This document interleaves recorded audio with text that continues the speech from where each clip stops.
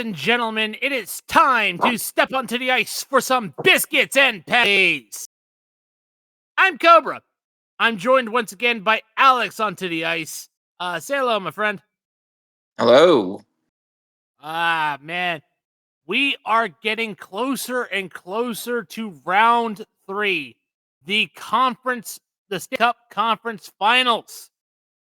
Unfortunately, we do have 2 teams that are going to be playing this weekend.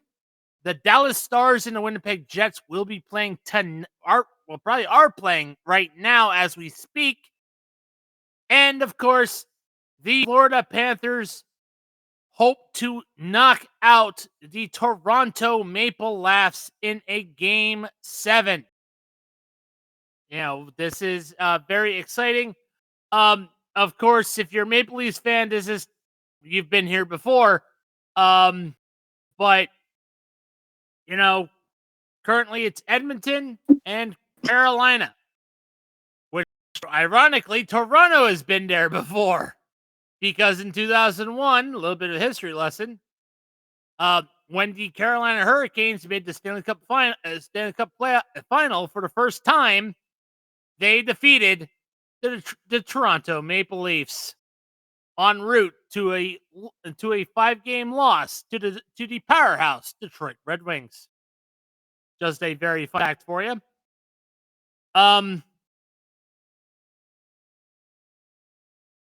Alex, I know you're going to be watching Dallas versus Winnipeg intensely because, again, this is a very exciting matchup. You know, Connor Hellebuck and Jake Ottinger in net once again. And I think a player, unfortunately, is dealing with some tragic news. Is that right? Yes. Muck Sheffel, one of the Jets' powerhouse players, father passed away, unfortunately, yesterday. But he is a go today, so pretty much a good fire under the asses of the Jets to go back home in Game 7 to try to play the Edmonton Oilers in the Western Conference Finals. A little bit of a correction there, Alex. It's pronounced Shifley, not Shifley. Not Sheffley, Shifley. Just a little correction there. But yeah, that I say it. Sometimes athletes take the sadness of tragedy and bottle it up, and use it as an intense amount of motivation just to power through to become championship winners. I mean, we have seen it with famous welfare fund respecter Brett Favre. We've seen it with many other athletes using a tragedy. Hell, we've seen athletes use 9/11 as a tragedy. That's how we ended up with the New England Patriots dynasty that ruined us because they needed red, white, and blue. That's a conspiracy. But yeah, that's definitely something to I don't wish death on it. Don't wish that on anyone. I hope that Shifley uses this to power through, and hopefully make it to the Western Conference Final, in the Winnipeg Jets history for the first time. So this is exciting for Winnipeg. Although a little bit tragic, it's still exciting.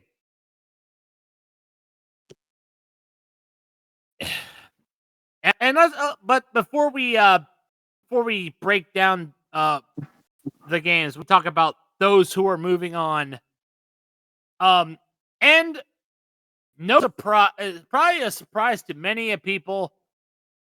The Edmonton Oilers are headed back to the Western Conference Final, led by Connor McJesus. And Connor McJesus and Leon Draisaitl. Interestingly enough, I can't recall if they're sticking with Calvin Pickard or they brought back Jeff Skinner. Oh, not Jeff Skinner, Stuart Skinner. Excuse me, Jeff Skinner's a different player. I want to look at the box. I want to look at the box score for a minute. Was Pickard in the last game against the Golden Knights? No, it was Stuart Skinner. Stuart Skinner was the last one. So, of course, Edmonton. Edmonton always a powerhouse. Again, Connor McDavid, Leon Draisaitl, famous responsible gambler Evander Kane. The list goes on with players that they have. But the big question mark for Edmonton is goaltending. Stuart Skinner better get his head out of his ass, or he's going to be heading down to Springfield and become a Condor. Alex, anything you would like to add about Edmonton?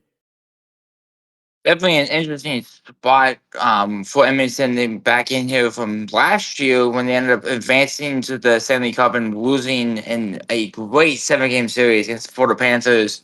Definitely intrigued to see what they do with the goalie position as they enter the Western Conference Finals, and they have a long break to see what they're going to play because who knows? The Jets could win tonight 4-7, and then I will see if the rest time will hurt the Oilers or help them because we see it in playoffs over and over and over again. Teams with long breaks usually struggle in the first game of the finals. So let's hope this doesn't happen to them.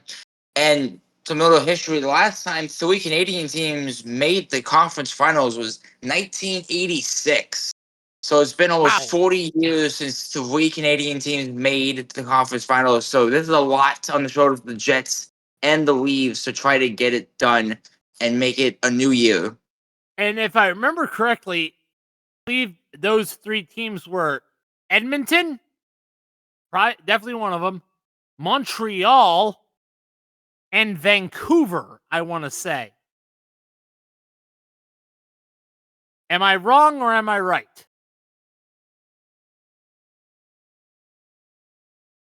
I mean, Yeah. oh, Because Toronto was definitely not in that equation, and it definitely wasn't the Nordiques or the Winnipeg Jets. so it was actually Calgary was the runner-up. Oh yeah, Lanny Montreal was McDonald. the champions. Forgive me about it. I think it was the Lanny McDonald Stanley Cup. So now for the Eastern Conference, I know this kind of hurts, Alex, but advancing to the Stanley Cup final is The Hurricanes.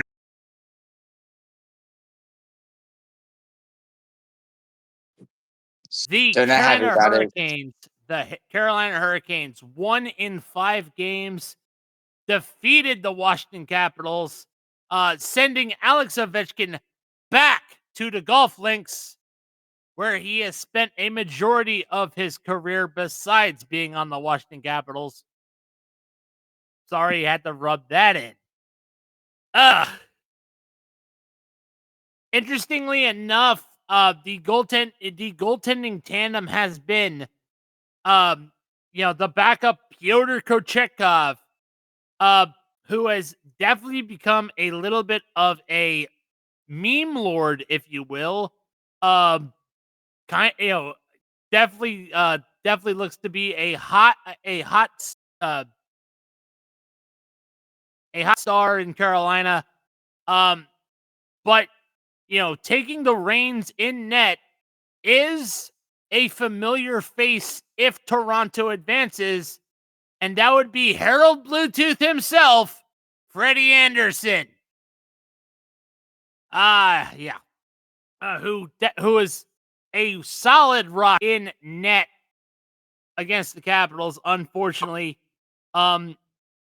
This is not Carolina's first time in the Eastern Conference Final. I think they have been here they have been here 3 different times. This is their 3rd time. They are 1-1. Excuse me.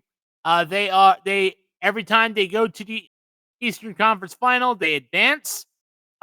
Being 1-1 in the Stanley Cup Final. Their first time they lost to Detroit in 5, and the next one they defeated Edmonton. And that was the post-lockout Stanley Cup, a Stanley Cup that not a lot of people remember, interestingly enough. Which, of course, in that game, the goaltender that took over that entire game that won the Conn Smythe Trophy as a rookie was, well, he was drafted in the first overall. His name was Cam Ward. Interesting fact right there. I had, which, funnily enough, he actually reacted to the fact that he was, well, he joked that he was drafted, but still. Alex, I know this is definitely a form of panel for you. But talk about it, man. Honestly, I thought we would play better. I had so much confidence after we beat Montreal in 5 games. I really thought we were going to go all the way this year, but at the end of the day, I think it was a goalie problem. We were back and forth between Charlie Lindgren and Logan Thompson, and when the games that we won, I think Lindgren was in net. Thompson struggled a lot in that game yesterday. Definitely doesn't feel good. I was definitely more upset about it than I should have been because 100-point team, you expect to go deep in the playoffs, and knowing that the Jets are President's Trophy winners, trying to go deep in the bracket, it really hurts to say it. And I thought Ovechkin was going to get his second ring, but at the end of the day, we can't win everything. And, it sucks for DC. We haven't won a Stanley Cup in over 9 years. 2018 was the last time we won anything, and the whole city has been just defeated with this because the Commanders haven't won since the 1990s. Nationals haven't won since 2019. The Wizards are just a disgrace of basketball who can't play anything. So the Capitals are limelight for this season. Yeah, I mean, the Washington Wizards haven't won anything since they were the Bullets. But yeah, I don't, definitely goaltending was the big issue.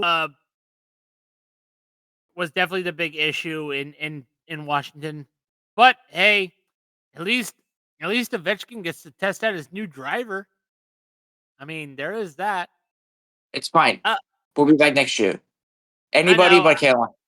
Hey, I got a twisted knife. Not gonna lie. All right. We're not wrapping up yet. We do want to. Alex, is there anything you want to add? I know you got some things you want to shoot off the cuff here. I do. So, little minor league hockey news. Go to the ECHL. They're currently in the playoffs right now, but there's some news spanning around the playoffs. They are expanding to, I believe, New Mexico in 2026. Or 2025. They're getting a new team in New Mexico to add to the already stacked divisions. Yeah, it's Rio Rancho is getting an expansion team in 2026 and 2027 in New Mexico. So they're going more West Coast than they are. So this is definitely intriguing and definitely fun for New Mexico to get a sports team. They don't have a sports team in any league, I don't think. College So this is football. definitely Other than college college football. sports. So this is a Sports, the New Mexico Lobos. Big thing for them. We don't know the name yet. They're just the New Mexico pro hockey team right now. I'm assuming we're getting more news next year as we get into the 2025-2026 season. So in the next 2 years, we're going to have a new team in the ECHL in New Mexico. If I had to say anything for New Mexico, Werewolves would probably be a good one. Oh yeah. To go off the New Mexico Lobos, kind of go off that. Anywho, and also,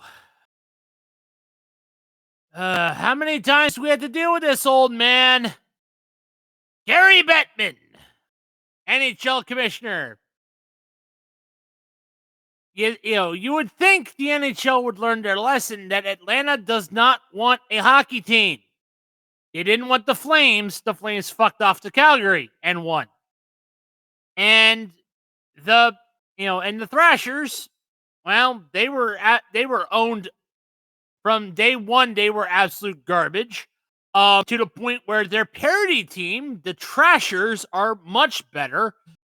And of course, they are now in the Stanley Cup final or the Stanley Cup playoffs as the Winnipeg Jets. So Gary Bettman's like, oh, hey, yeah, we're definitely going to re-stick our dick back in Atlanta. And I'm like, no. What part of Atlanta does not want hockey?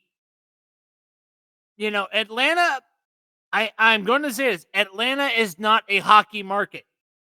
It's every other sport. It's a good market. Baseball, basketball, football, pro wrestling. And NASCAR. Hockey, definitely no. So Bettman, get off the stupid juice.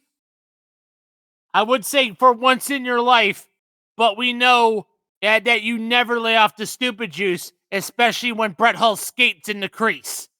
All right, we know this. So, yes, I'm still upset about that. But yeah, Bettman, stay away from Atlanta. There are plenty of markets out there who would definitely take a hockey team. Hell, bring one back to Arizona. So we need more West Coast teams. Yeah, we need more West Coast teams. Go to Portland. Go to Portland. Go back to Arizona. Go to Portland. Go to just stay the fuck away from Atlanta, you stupid old bastard. Ugh. I think that needs to happen. They need to realign the divisions. I feel like the divisions are aligned good right now, but we add more teams. It's going to require realignment to actually really have it. Of course. You're not wrong about that. I mean, I guarantee you that I would think that the NHL would probably go to a 36-team league, probably be the first one. I've said it before. The NHL most likely would be the first league to go to 36 teams. Oh, I definitely see it. There's a lot of West Coast ground we haven't covered, and probably a lot more Canadian provinces that would need. There's also a lot of hockey talent out there, man. There is a lot of hockey talent. Like it's being so much of a glut with hockey talent. But let's get ready. Let's get ready to get into it. Let's talk about the games that's going on. Let's make a little saucy bowl prediction here. So as we said tonight, Dallas and Winnipeg is playing tonight. What do you think is going to happen, Alex? It's a tough thing to talk about because both these teams are very high powered. They have two phenomenal goalies in Connor Hellebuck and Jake Ottinger. So I honestly think the Jets are going to edge the Stars tonight in a very, very tight game on the back of Schauffele and what he Shifley, thank you. What he's going through, it's obviously it's a tragic thing to go through, but we've seen it before with players like Brett Favre and other players that have lost family members and have gone out and destroyed it on the field or the ice rink. So I think the Jets are going to ride on the back of that in a morbid positive note to go back at home and go to 7. So I think the Jets are going to win in maybe an overtime game, or who knows what's going to happen tonight. So give me the Jets. I'm going with the Jets as well, in similar fashion as well. I'm not saying they're going to overtime, but I'm saying the game-winning goal will be performed in the third period. Mark Scheifele will not only be a plus, but get a point on that game. It'll be a 1-0 game 6, and it goes to Winnipeg for game 7. That is my bold prediction on this game. That is going to be a 1-0 goaltenders duel, and the final and the last goal and And the game-winning goal, excuse me, will be in the third period in the final few minutes. That is my bold prediction. And finally, for the Eastern Conference, Game 7, Florida, Toronto. Alex, who do you have? Ooh. If Austin Matthews and the Leafs play like they did in Game 6, and even though we know Matthews has struggled in this playoffs, I think that was his first goal against the Panthers the entire series, I think. It was the first playoff goal in a long time. So if they played good last night, Toronto's going to play Carolina. But if they struggle, I'm going to say Bobrovsky's going to prevail tomorrow and be able to help the Panthers advance. So I'm going to give Florida Panthers the edge. But if Matthews can play well, this is anybody's game at this point. But give me the Panthers to advance to play the Hurricanes. You know, Toronto definitely plays with a chip on its shoulder. It's been playing with a chip that is almost 60 years large. And you know what? You know, that's a huge chip. The players are dealing with it. But here's the thing. I guarantee, they're going to Toronto, right? I believe so. Let me. If they are, I will definitely tell you this. Toronto has lost the fans. Toronto has lost their fan base. Oh, I've seen videos of the fan base ripping the wire towels and just losing their minds with it. So Not just that. I think their coach is Craig Berube, I think. I can't remember who Toronto's coach is. I think it's Berube. yeah, it's Berube. Yeah, who called the fans a bunch of noise. What?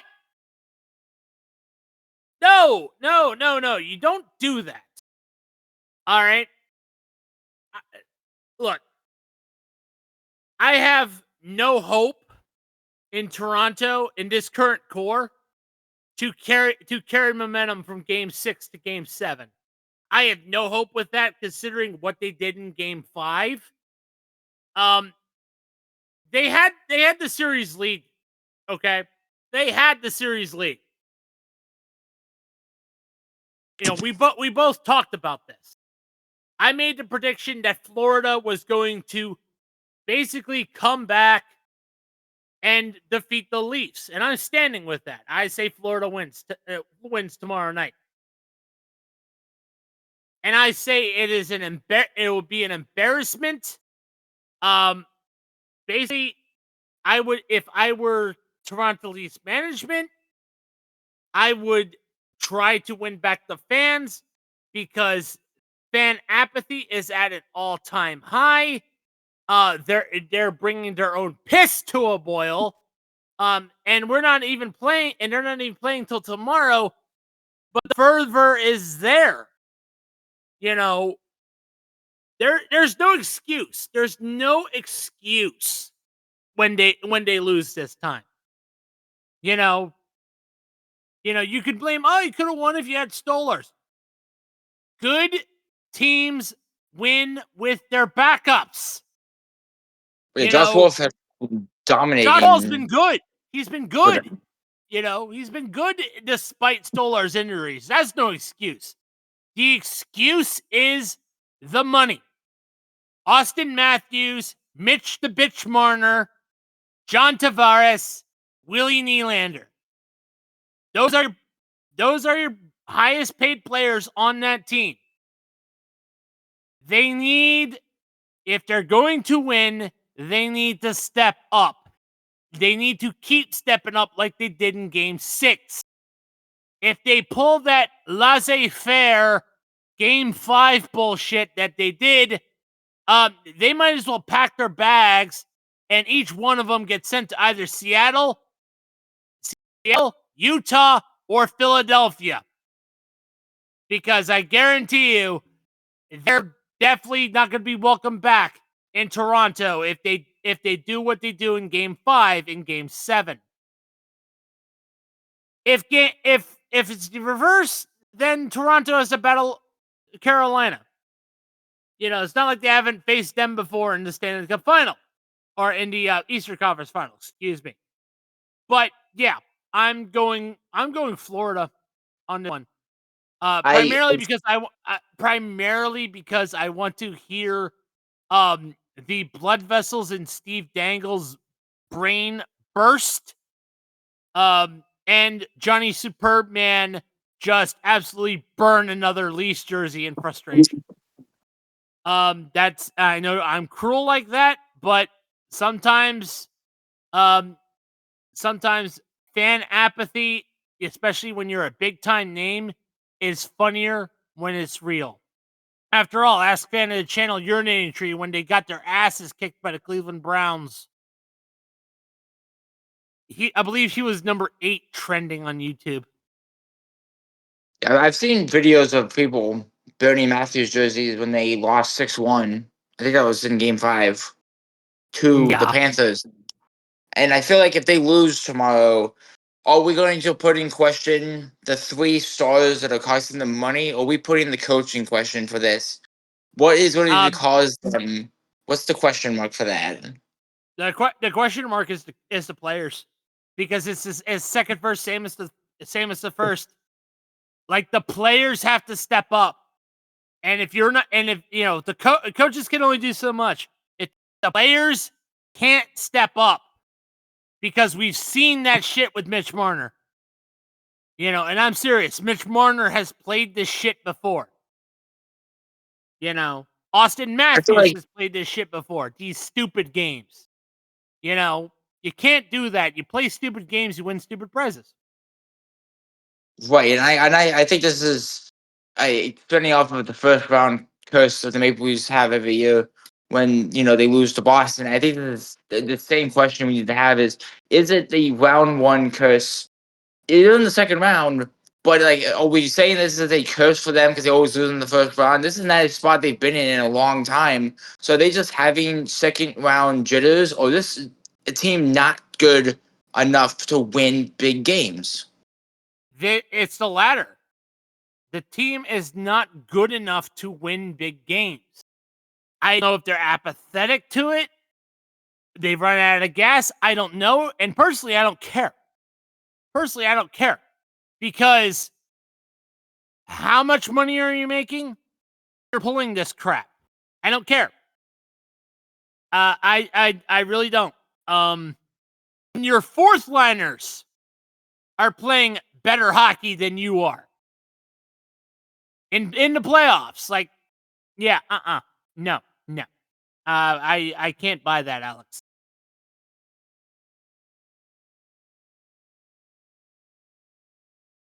All right, that is it for our podcast, which was brought to you by a very strong product. That is our friends at Raw Nutrition, who are currently having a sale right now. They, if you use the code RAW at checkout, you get up to 25% off all proteins, and with brand new flavors. They have